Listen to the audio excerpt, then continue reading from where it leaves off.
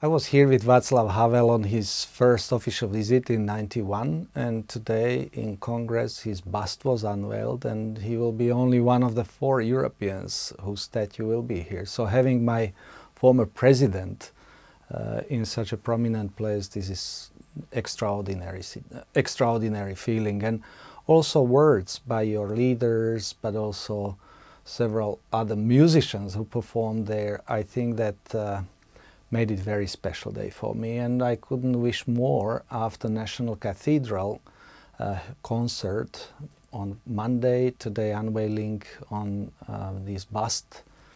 I think the 25th anniversary of the Velvet Revolution couldn't be celebrated on an American soil a better way.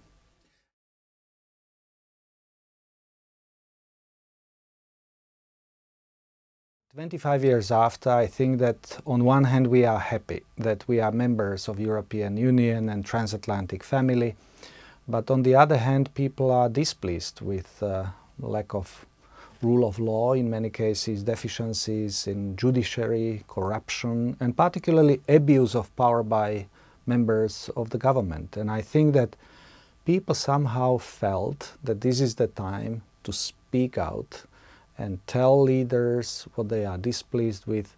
So I think that even if I'm in the United States celebrating 25th anniversary with my friends, diplomats, politicians, I think that I'm very happy that media in my country, civil society, public at large, use this opportunity to remind ourselves what Velvet Revolution was all about, departure from communism, but also what we demand and expect of our leaders today.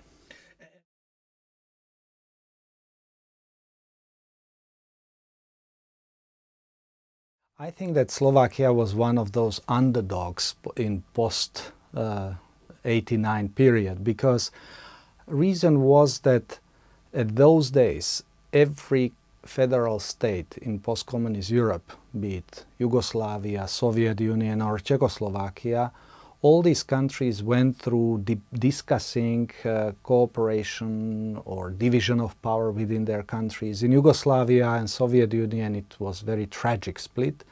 In case of Czechoslovakia it had nothing to do with ethnic hatred, but rather inability of political leaders to decide how federal state division of the power between federal and republic level should be done.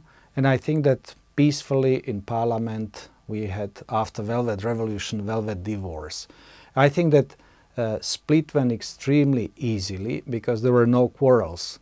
We went according 2-to-1 principle, 10 million Czechs, 5 million Slovaks, everything was divided, property abroad, army, and so practically everything we applied this 2-to-1 principle.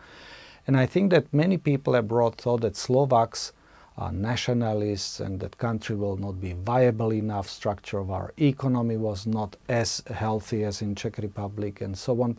And also, to be honest, Václav Havel continued as president of Czech Republic, and he was so admired around the world, and our leadership needed sort of to build image of the country from scratch.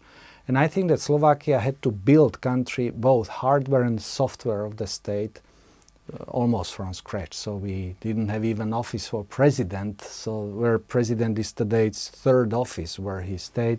In Czech Republic, Václav Havel continued being Czechoslovak president, Czech president, same places and so on.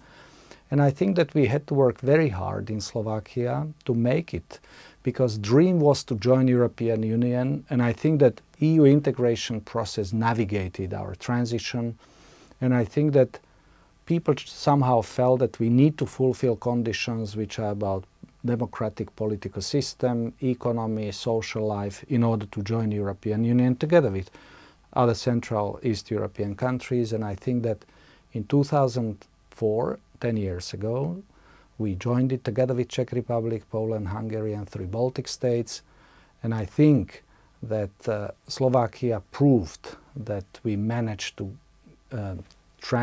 go through this transition of power and integration process and state building process parallelly in quite a successful way.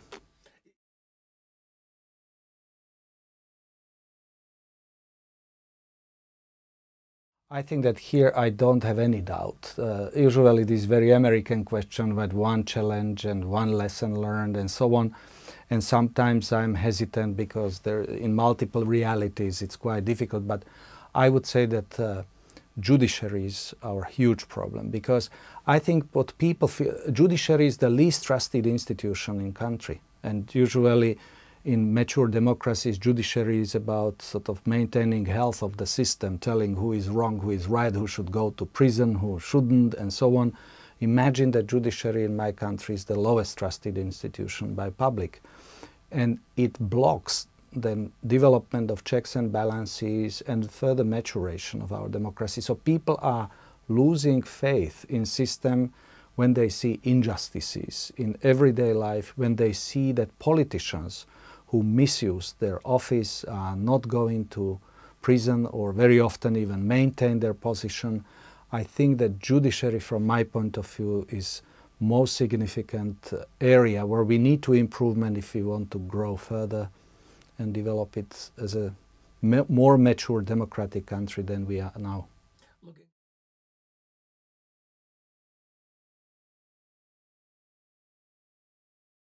Huge. Ukraine is our neighbor. Out of 5 neighbors, which Slovakia has, Ukraine is the largest. And we never thought that there will be a war just in neighboring country. I thought that after a series of bloody Yugoslav wars in last decade that we are out of this. And what's going on, it has huge implications for us, because all energy resources from Russia on which we are dependent are going through territory of Ukraine, plus just seeing neighbors to be dying and so on. I think that it is just very tragic situation what's going on, which is having impact on our population. People are afraid of. Also, it has divisive factor or divisive role on politics, because some people are not, some politicians are not sure whether sanction policy adopted by European Union, of which we are members of, is proper one or not. So there is a lot of tension also among politicians.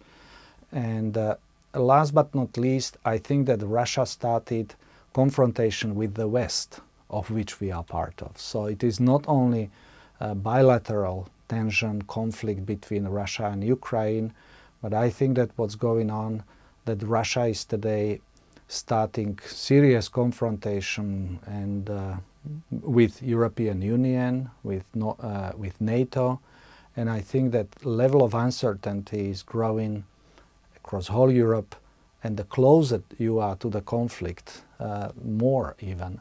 And I think that for our people, we are commemorating not only 25th anniversary of the Velvet Revolution, but also 10th anniversary of our membership in EU and NATO this year. I think that people are reminded some hard facts from the past. We remember 1968, when Warsaw Pact troops came and stayed for 20 years for us, and there are many resemblances with situation in Crimea with these, or what's going on in Ukraine. So I think that people these days are telling themselves how good it is that we are members of European Union and NATO, that we are not left alone in these geopolitical games which we are witnessing now.